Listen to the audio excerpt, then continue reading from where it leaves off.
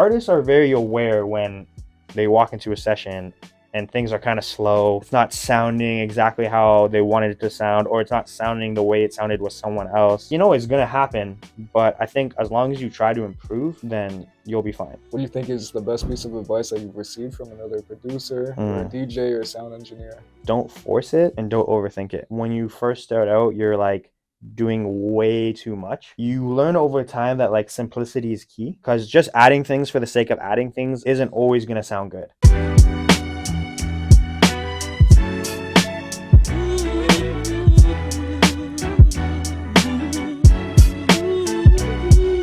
Today we have a very special guest. He's a producer, a sound engineer, and a former DJ. Yeah, former DJ. Perfect.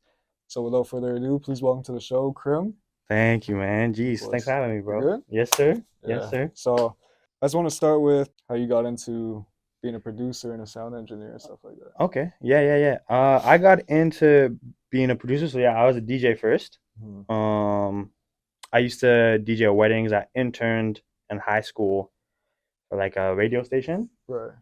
And then from there, I also started DJing weddings. And then I had a homie that I grew up with that basically like wanted to start making music. So I had like gone out, bought like the cheapest like MIDI keyboard I could buy. Right.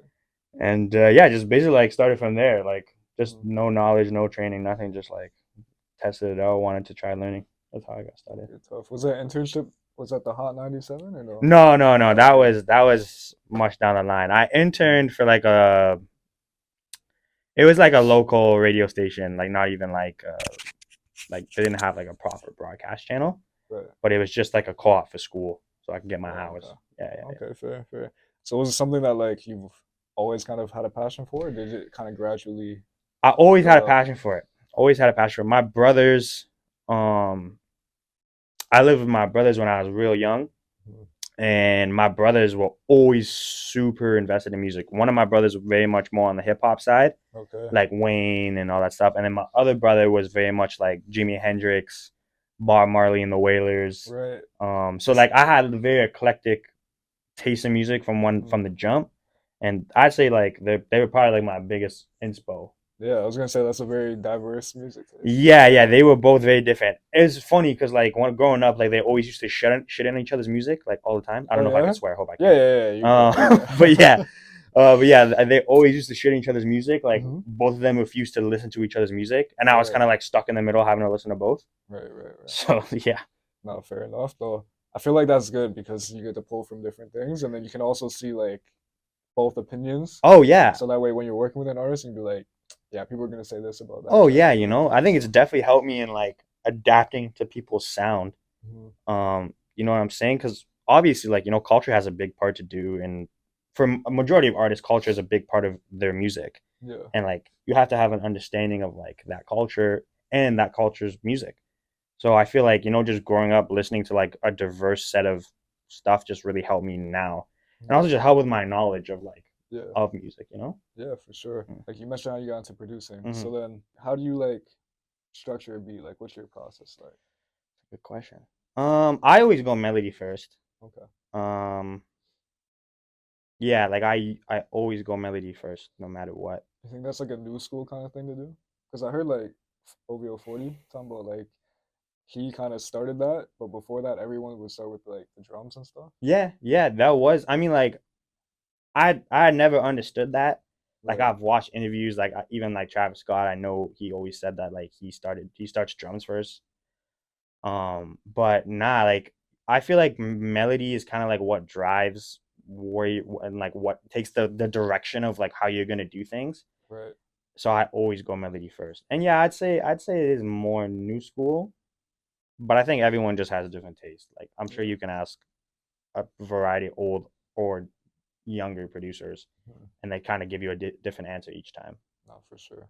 Do you like let's say throughout the year, are you just thinking of melodies in your head or like knowing them down, or you just kind of go into the studio and just start from scratch every time? I'm bad, yo. I'm an insomniac, so like I could be in bed and just have like a hum or something that's just stuck in my head, and I'll need to go lay it down. Right. I don't go into the studio, or I don't go into making a beat like with any idea of how I'm gonna do it, but I do usually have like a general direction. Like for example, if I'm making music for Michelle, I know what she likes, Mhm.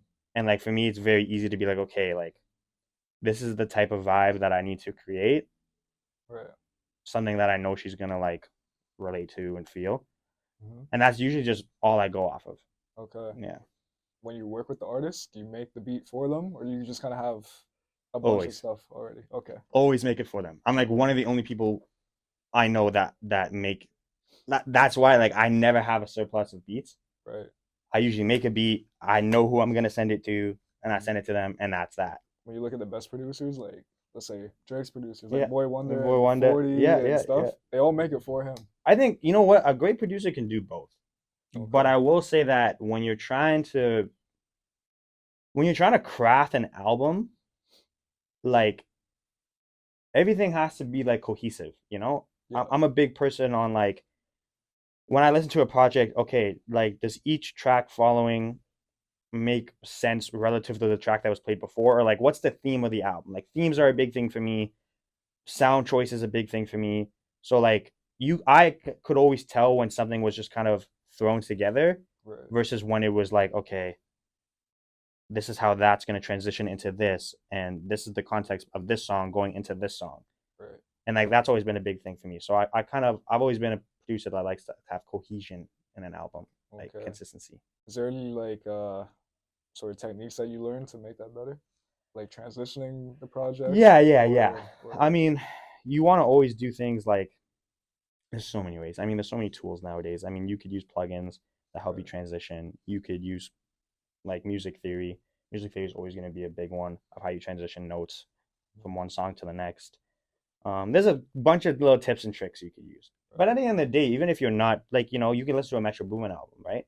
Yeah. Where every song transitioned into the next song. And it's super Right. dope. It sounds like I love that because that's intentional. Yeah.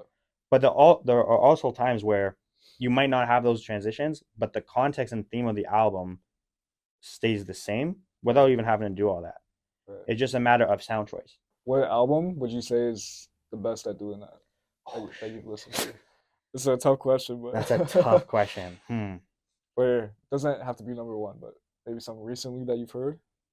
Yeah, I mean, just in terms of transitions, Metros was like my favorite. Right. Just in terms of like how he, but again, there was a theme to that album because he had narration and stuff like that. Hmm. But also, he did it in a way that was like every track. He just wanted every track to slap, and I think Right. he accomplished that. But in terms of like an album that had a theme, oh man, you need to give me like a second. Yeah. Yeah. No way.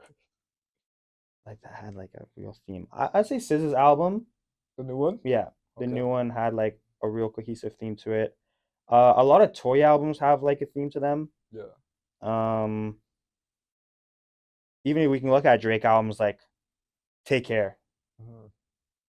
even the way he named his albums, like you have Thank Me Later, which is like the come up, Take Care, which is more like the love story, sad story type of thing. Right. Um, so I'd say like those albums have like a lot of consistency in them, and they have a theme. I feel like Drake's one of the artists that like a lot of people criticize him for not having a theme and sequencing. More like later on. Yeah, I mean more in recent times. I'd say it's hard though because the last three projects, um, they may not have had a consistent theme, but they had an idea of genre. Right. Like Honestly Nevermind was a house album. Her Loss was a trap album. Certified Lover Boy was an R&B album. Right. Right. Or was meant to be an R&B Yeah. album with Yeah. like a few rap tracks. So like yeah, I mean I hear what people are saying, but I do feel like a lot of the project names are like intentional and stuff like that, and you could kind of see it. We were talking about versatility Mm, earlier. mm. How do you, I guess, balance the versatility and then following the theme of the album? Because it's literally the opposite thing. Yeah, no, it's So, hard. It's hard. It depends on the artist. right. Artist has to know what they're good at and what they're not good at, and whether they could tie it into the theme of the album. Like again, and it also comes down to culture too. Like you might be making a strict R&B album, Hmm. but if you're of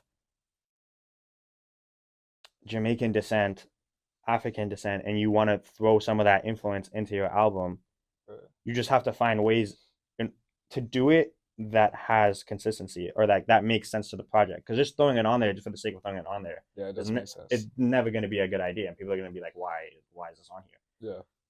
But sometimes too, you don't want it to be too consistent. It's a challenging game. Like you don't like who really wants to sit there and listen to 10 R&B albums like unless it's like they're just all bangers. Yeah. But sometimes like you might listen to Drake and he has 10 R&B songs and you're like, okay, but where's the rap though? Right. Right. You know what I'm saying? So like it's hard. It's hard to please everyone. And like you'll learn quickly, like you probably won't. Do you make your projects to, I guess, please the audience, or you just kind of? I guess it's a fine balancing act too, right? Because Yeah, it's a fine balance in that. yeah. Like I think you can rely on certain people. Like if you have people around you that kind of know what you're trying to get at and are able to call you out on like, okay, you just did this because like you wanted to do this, but like Mhm. it doesn't really make sense. Right. So I say having a good team around you is always going to be like the biggest thing is like people you can show your music to and you get honest feedback from. But other than that, like man, you just got to do it for yourself. Right. You just got to do what you like. If it's good music, people will follow. Most people, if I ask them what makes a great producer, they'll say like work ethic or whatever. But outside of that stuff, Mm-hmm. just focusing on the technical aspect, Mm-hmm. what separates like the best producers and engineers from everyone else? Good question. Knowledge. Okay. You have to. I mean, I commend anyone that is willing to like get their feet wet and just kind of like go at it. I mean, because that's what I did. I, I Right. I didn't have any musical training whatsoever. Like I didn't go to school for music. Everything I learned was from my mentor, shout out Dups, Shout out. and and like everything I learned on the engineering aspect was from him. Okay. 10 plus years in the game, he taught me kind of the do's and don'ts of engineering. And like, I'm still learning to this day. Like we didn't grow up with a lot of money, so therefore we didn't have a bunch of analog gear Hmm. or like stuff where you can mix out the box. It was more a matter of when we got put into certain positions, we just had to find a way to adapt. So adaptability is a big one too, Right. but knowledge, like if you do research and you watch videos or if you read books, whatever, it'll show. Right. Right. Artists are very aware when they walk into a session and things are kind of slow Yeah.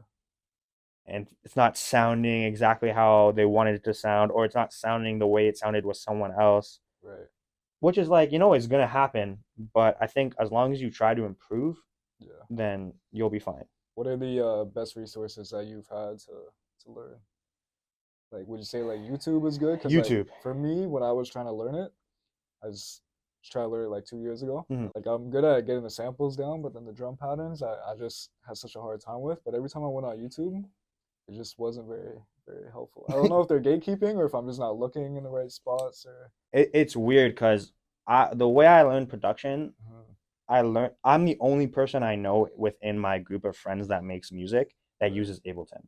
Okay. Everyone else I know uses FL. Right. I started off like majority of people where it was just make melodies and then try to find loops and see if like I could learn patterns that way. And Right. a lot of times that's what I did. Like maybe 2 3 years ago, I would make a melody, lay some keys, whatever, and then you get to a point where you're like, okay, well, like the drums don't sound professional. Mhm.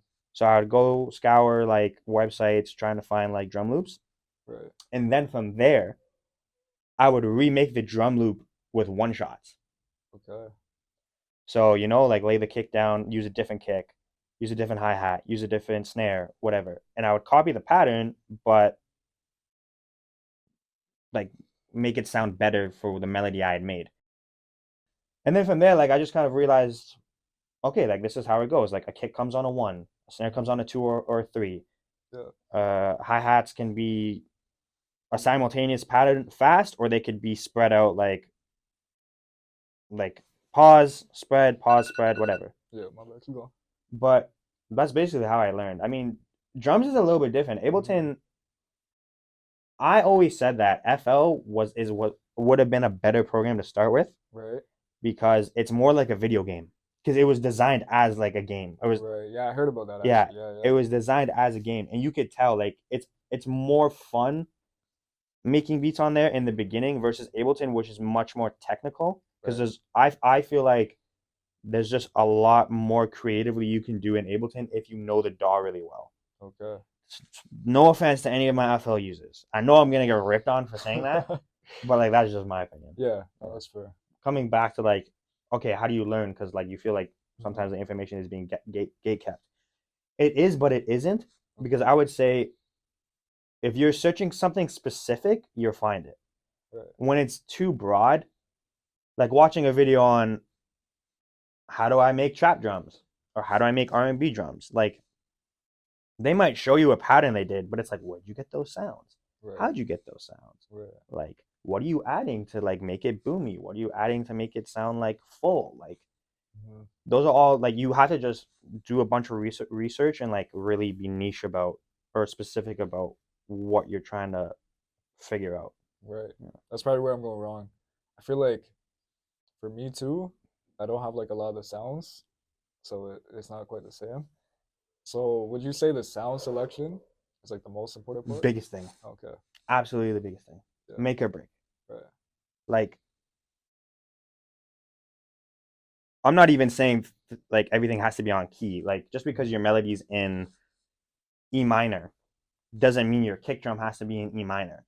But like, and I think that's where a lot of confusion gets brought up. It's like, okay, it's not sounding the way I want it to sound because people are trying to go off of a system. Right. You have to just use your ear. Right. I think when you try to just like, it's like using an EQ. This is the best example I could give. You use an EQ, right? Let's say you use like a Pro Q3 and there's a visualizer of like where your frequencies are setting. I don't know if Mhm. you're like understanding this, but Yeah, a little bit. so you know how you see like low and Yeah. high end. A lot of people will look at like what frequencies are showing up and try to pull just based off looking, right? Right. That's Yeah. never how you should do things. Okay. You would have to like sweep and go through it, see what's not sounding good, like boost it, sweep, see like what's sounding harsh, bring it down, go through it. It's the same Mhm. thing when you're making a beat. Like just scroll through sounds as the melody's playing, And then just hear what sounds and good. you see what sounds good. Okay. No, I think that's key because like, well, obviously, because you do it. I'm just saying for me, like learning it, I think that's what I gotta start doing because I was doing that a few times. Mm-hmm. For example, on my phone, Mm-hmm. I don't have like a music app, so I use a video editor. Okay. Then I'll just throw clips over top of drum sounds and shit. Like Right. if I don't feel like throwing up FL Studio, Right. and the samples sound good. Then when I go to do it on FL, I'm like, it sounds like shit. Yeah, it doesn't sound the same. That's because you just gotta like man, like you just have to get a collection of sounds. Like yeah. Yeah. But again, like it depends on who you know too. Mhm. I had a lot of help. Like Right. people sent me sound banks and people sent me like drum kits and whatever. So I always had like a good collection, and then I would return the favor. I would get something, or I would go collect sounds, send it to other people, and it's always been like a back and forth. So over time, like your collection just grows, so you don't have to worry so much about like, okay, um, I don't have like these sounds, and like I don't know where to get them. Because like when you have people that also do it, like they might be able to help you out. But that's Right. the goes back to saying like you need to ask questions. Right. Definitely need to start learning this shit. Nah, you're good. You're on your way, man. So speaking of who you know and stuff like that, Mm, what do you think is the best piece of advice that you've received from another producer or a mm. DJ or sound engineer Best piece of advice. or even somebody in the industry that you just admire that might just be like a manager or something like that? Best piece of advice I've received was don't force it Okay. and don't overthink it. I think a lot of times when it comes down to producing or engineering, when you first start out, you're like doing way too much. Hmm. You learn over time that like simplicity is key Right. because just adding things for the sake of adding things isn't always going to sound good. Nah, I agree. And I think like a lot of producers, engineers, they'll reference like a beat and they're like, okay, I really want to make something similar to that, or I want my drums to sound like that. But it all depends on just like a good producer is not going into it. Well, like they might, but like I feel like majority of producers aren't going into it being like it needs to have this hi hat pattern. Now, Hmm. if you're making a song where like, are you making a melody, you start drums first, and you start with that hi-hat pattern, you build around it, cool. But just being like, I'm just gonna throw this in there because like I want it in there. Right. It might work, it might not work. That goes back to the adaptability. Like you have to adapt to what you're making. Yeah, yeah, Even like me, when I edit some of these episodes, in my head I have an idea, and as I'm, chopping it up and stuff, I'm like, you know what, this intro works better. Let me scrap my original idea and right, stuff. right, right, right. I don't remember who I heard say that, but basically somebody was like, don't get like attached to your ideas Yeah, or like the vision that you have for it mm-hmm. because otherwise that happens. Yeah, Then you start forcing it, like you said, and things absolutely. like that. I learned a lot this year. Like even myself, like I learn something new every month, bro. Right. Just on like I'll have an idea and then my idea will completely shift.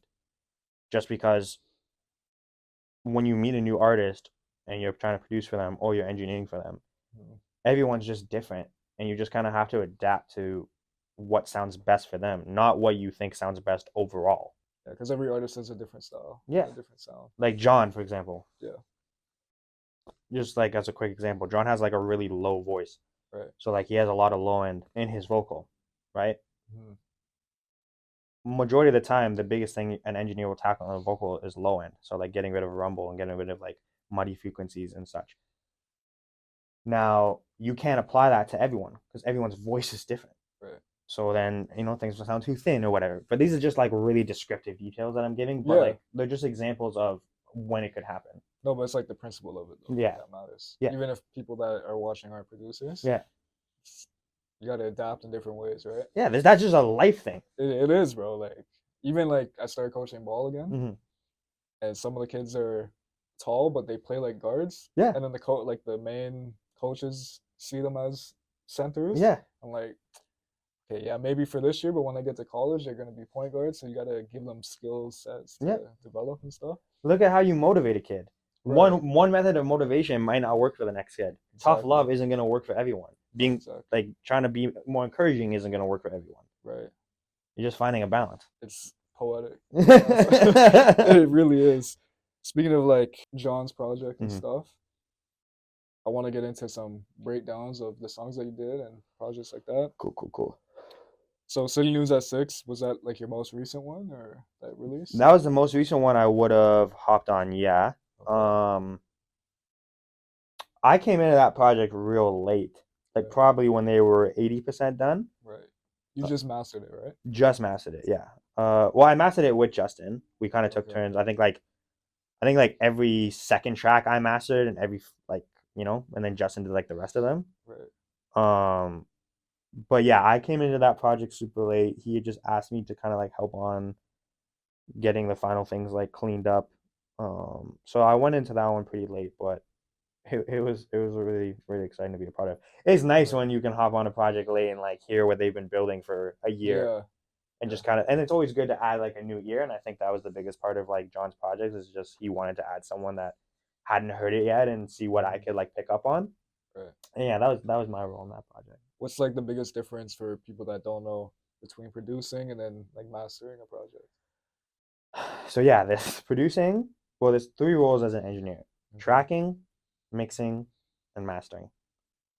Um, mastering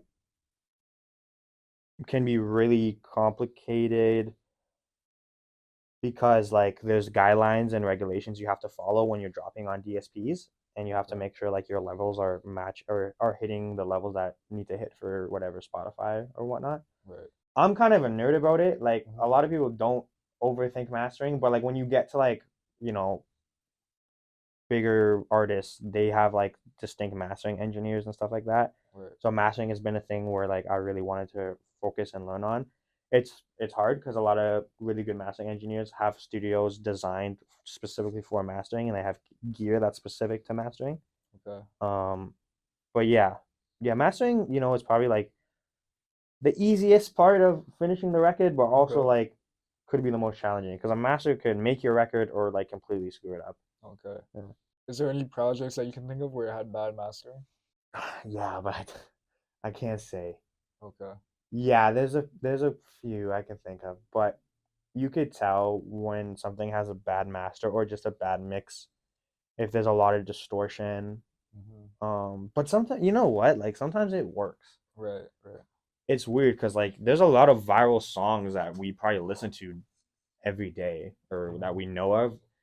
From a technical aspect, they have bad mixes or they have Right. bad masters. Or they're not even mastered. Like Or they're yeah, or just they're put not even out. mastered. A Yeah. lot of times, like you'll listen to a record and it'll just be like underground artist went to the studio Yeah. one time, got a quick mix, put out the Yeah. song, and the song ended up doing really well. Yeah. So again, like there's no formula to anything, like, but I would definitely say getting a good mix and master will help in the long run. I remember. I think it was. Fuck. What's the name of the album? It's one of the Polo G albums. I think it's where he's got like goat horns or something like that. All right.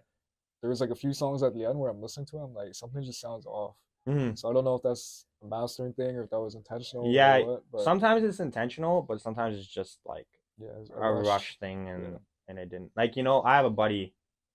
I'll mention their band, the Mhm. Sophia Side, Okay. and back in the day when they first started making music, I always would say to my buddy, that I felt like they needed better mixing. Mhm. But he kept saying to me, and this is before they had released anything, Right. Right. and he kept saying to me, but yeah, but like this is like the way I want it to sound. Right. I'm not. I mean, I don't want to like shit. Not that I needed better mixing, but I felt like Right. things could have been more clear. Right. Right. And over time, I realized like no, like even recently, I think we talked about like me tracking it or something like that, and I was honestly like nervous, and I didn't feel like I needed to because I think they Mhm. had a sound that worked for them, and it Okay. didn't need this crazy cleanup. Like the way they were making it, the way they were doing like their production and their vocals, like made sense for the records. Like from a mixing standpoint, like a real mix engineer is gonna listen to that and be like, oh my gosh, the delay is too much and the EQ is not EQ'd right, and there's so many things wrong. But nah, like if it sounds good, Yeah. it sounds good. Right.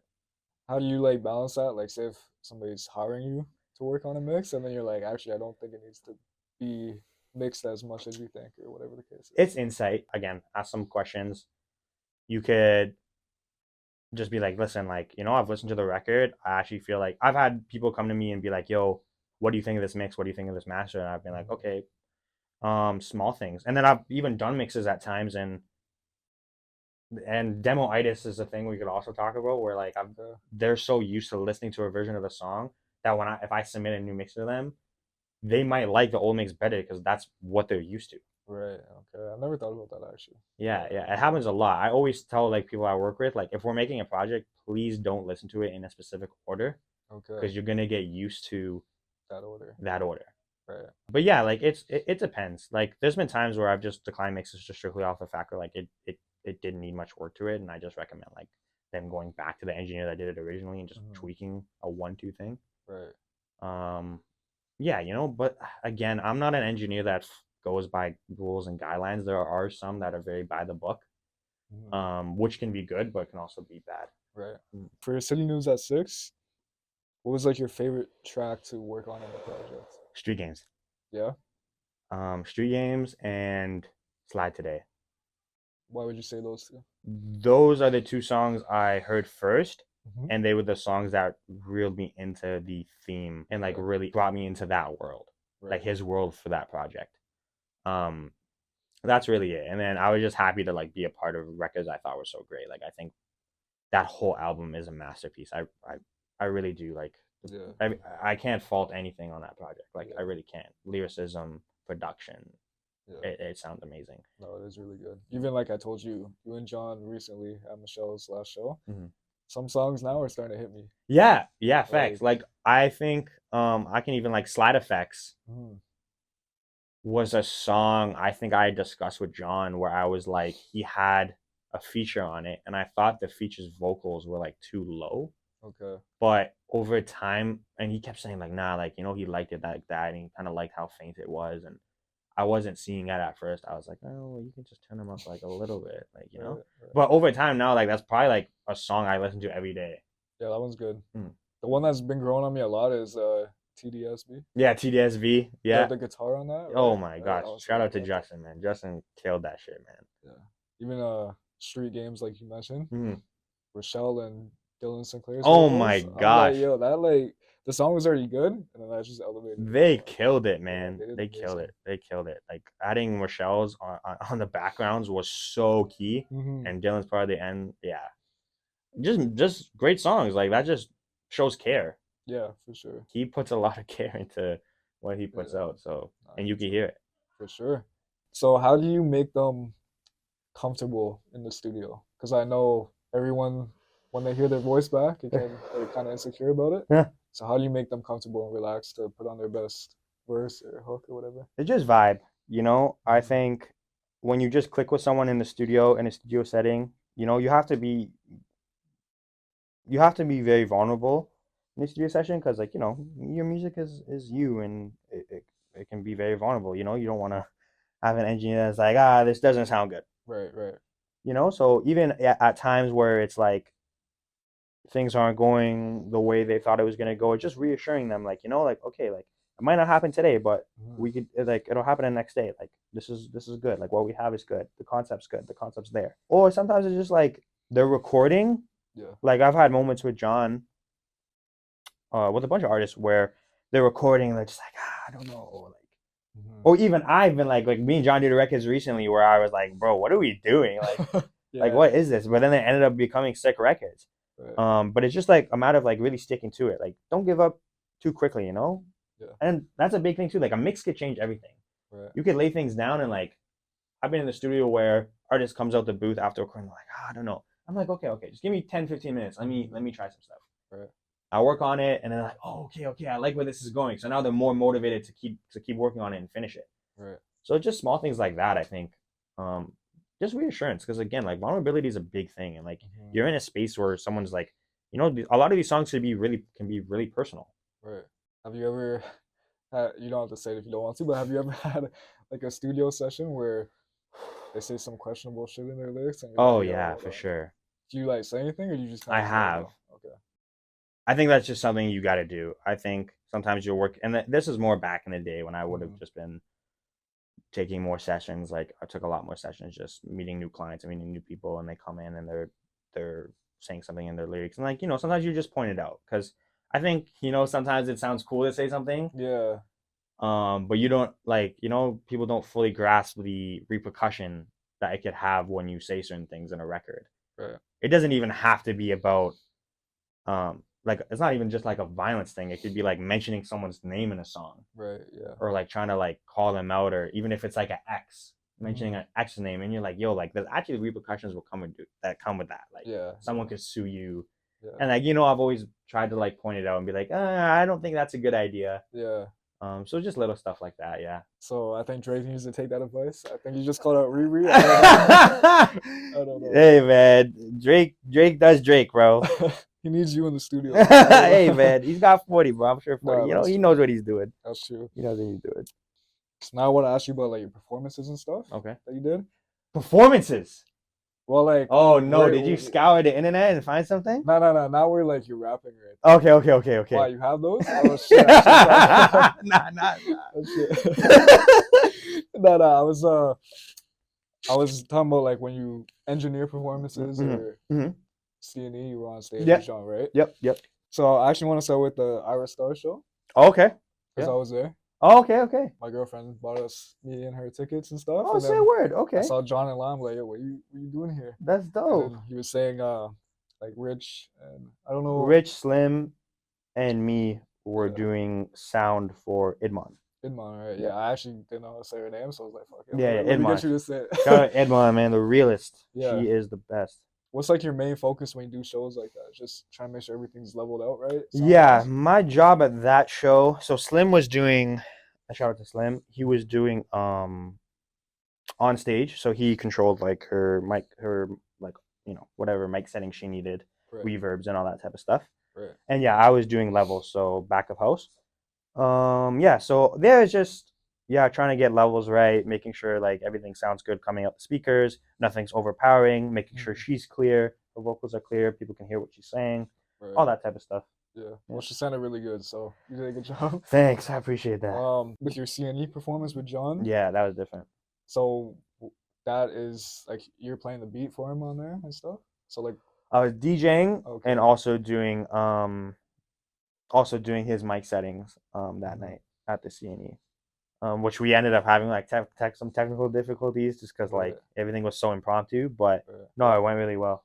Okay, I didn't hear any difficulties during the Good, show, good. so That's what I like to hear. that's good. Honestly, in live sound, there's always stuff that goes wrong. You Right, like it's kind of like, you know, like you can never go into a show expecting everything to go perfectly. right, At least I've never experienced a show that ever went perfectly. right. So yeah, I'm happy to hear that. We always find a way to adjust. I'm sure. But, Did yeah. you get nervous before those, Oh or yeah. Oh, okay, okay? CNE. Idmon, no, because Because you weren't really on I'm stage, not on or yeah, stage and yeah. like, you know, my job at that point, like once you've already like checked levels, which we had difficulties with, but Mhm. that's another story. Right, right. But yeah, like once you've kind of like tested things out and like, you know, everything's good to go. Not really too nervous because you're not on stage, but being on stage is a massive fear for me. Always Okay. has been. Good thing I didn't find the old ones then. Oh my Eh? gosh, brother. Yeah, wow. I was worried you were gonna bring those No, up. no, no, no. But yeah, no. But yeah, no, John show I was definitely nervous. Mhm. I remember like, you know, pulling the tracks in for the next song after he was done performing and like my Like hands your hands shaking shaking? as I'm Yeah. like pulling them in, but everything went well. Everything Oh, went well. I oh mean, yeah. I actually feel like nerves are good because nerves show that you care. Right, right. And honestly, as weird as it sounds, I do feel like it can enhance someone's performance. I agree 100%. Like, you know, so everything's always worked out. Luckily, I've never had any like bad experience where someone's called me out or Right, anything because I've seen that happen and that's like my worst nightmare. right, right. Yeah. Outside of the actual performance, how was the experience? Electrifying. I was just so happy to, even through all the difficulties we had before the show, Mhm. it was amazing to see how not only how I adapted, but how John adapted, Right. and that we were still able to deliver regardless of like like if things were the most ideal. Mhm. And I think that was the biggest thing. And then after the show was like, yeah, like you know, you just see more of the vision. You see Yeah. everything that you've worked on starting to come to life. You know, you see Mhm. yourself getting these opportunities and actually doing it. Like, Right. and that just becomes like a really just good feeling because you're like, okay, like you see the path that you're on, you see the path that you're on with the artist, and you're like, okay, like this is something that could go a long way as long as we keep Yeah, doing stuff. for sure. When I saw John post that he's performing, I was Mm. like, yeah, I gotta pull up to this one. Big show, Because man, I'm like, big show, damn, and that's it's big. crazy to share a stage with people like you know, like Hawaii Mighty Yeah. and Cardinal Official, Mhm. and if I'm forgetting anyone, I don't even know, but I think everyone that that was it. performed, Yeah, yeah, yeah. like you know what I'm saying, it just because growing up, I mean, like man, like even 3 years ago, you're looking at these artists, you're listening to their music, and you're like, damn, like you know, how did they get there? Right, right, And now that like you know, you're in it, you see the process, you see how things get done, right. and you're like, okay, you know, Yeah. like I'm on the right path. Super motivating too, yeah. Super motivating, Yeah. yeah, absolutely. Well, my final question to you is it could be for you as a person or as a producer, Mm-hmm. whatever the case is. What do you want like your impact to be on the music industry or just people that you interact with in general? I think However I you want feel. my impact to be that um, I was supportive Okay. because I think we hear too many stories, um, even sometimes just about Toronto in general, where we feel like you know it's a very dog eat dog world and Mhm. it's the screw face capital and no one really helps each other. Right. And I feel like you know remix is a testament to it not being that. And I Mhm. think that's something I want to carry with me as well. Is just the fact that whatever I can do to help the people in my life, music or non-music, I'd rip the shirt off my back to help. And that's Okay. something I Right. wanna make sure I always do. So I'd Okay. say that's the biggest part of my legacy is you know I want to be known as someone that helped when people needed help. Okay. Now I just want to give you the floor to, promote yourself in any way. Maybe drop your IG handle and Yeah, things like yeah, that. yeah. Any projects that's coming up too? My name's Crim. I'm on Instagram, Crim at crim.mp3, CRIM.mp3. Projects. Got a project with Bugs coming out.